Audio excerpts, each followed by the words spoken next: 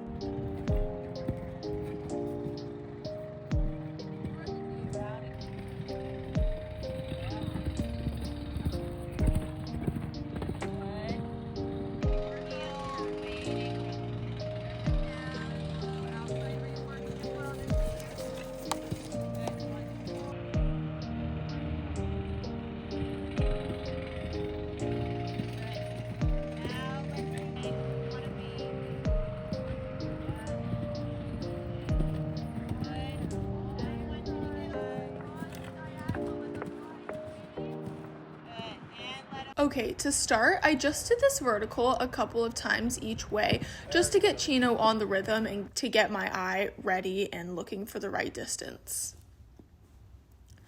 After doing that a few times, we then added in this bend to bend line, but I was trotting in, cantering out. Trot in, canter out in 5 in the first line, and it's a really tight 5, but the second line is a very forward 6. So the test here is to make sure you can get back for the 5 in time to be able to ride up for the 6, because if you don't get back for the 5 in time, you'll chip out and won't ever be able to get up the 6.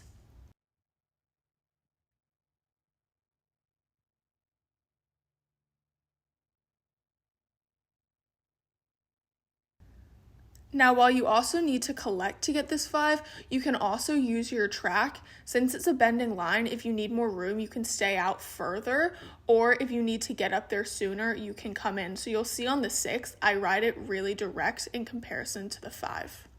After I did this a second time, I went ahead and jumped this long approach to the Peacock Oxer, which you might recognize because it was in my clay finals a couple years ago. And for the long approach to this Oxer, I made sure to get in my half seat and really ride up and find something nice and forward. Then I swung left to this outside bending 6. It again is quite forward, so I needed to make sure I was riding up so that I could get there settling rather than launching from a long distance. After that, I wanted to make sure I could get Chino back and collect him a little bit because I was coming to this diagonal 5, and if I was running through the corner, I would not find a good distance in, and it would look really messy.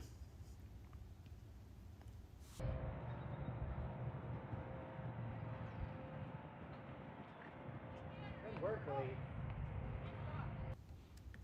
Okay, I did one more course on Chino. I started off with the same jump going away, but he was so good that honestly, after this second course went so well, we just let him be done. So after the horse heads, we swung around and went to the Peacock Oxer the other way. It is now off a short approach rather than a long approach you saw me do before. So instead of getting in my half seat and galloping, I steadied through the turn so I could find something nice because they tend to fall in when doing a shorter turn like that. Then I went all the way around to the diagonal 5 line. Obviously, I didn't have to slow down as much because I wasn't riding up a really long 6 before. So I just made sure to ride up the 5 since it is my first line of a course. Then we went ahead and cantered this bend to bend, so it's now a 4 to 6. The 4 is still tight, so I settled to get there and then just directly went for 6. But since I wasn't trotting in the first line, it made the 6 out much shorter. Then I went ahead and got on Apple. I did very similar flat work with him that I did with Chino. You'll also notice I have a dressage whip in my hand, which I know some people will ask about. I personally think for flatting, dressage whips are very helpful. I honestly don't even use it. Just having it makes my horses more assertive, and I don't have to beg them to go as much, especially because Chino and Apple are both very lazy horses on the flat. So that is why I have a dressage whip.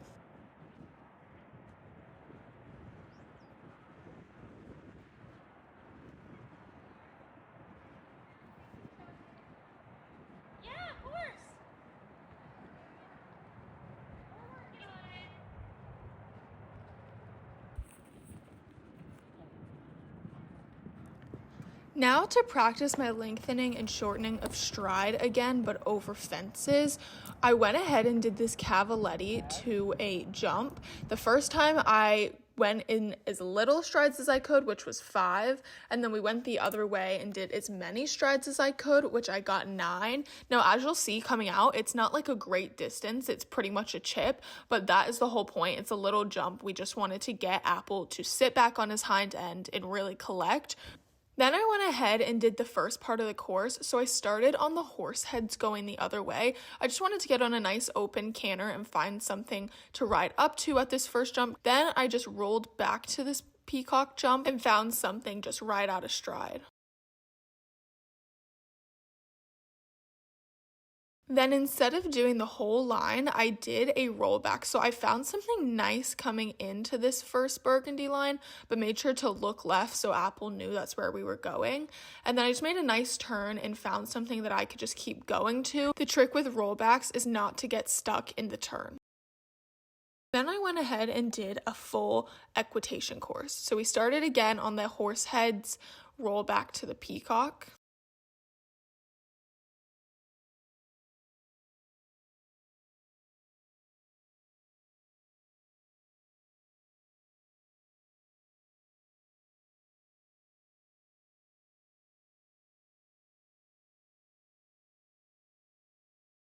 In this second rollback, I tried to turn a little sooner on the back end just to make it a little bit slicker, and then found my distance and looked right so that he would land that lead.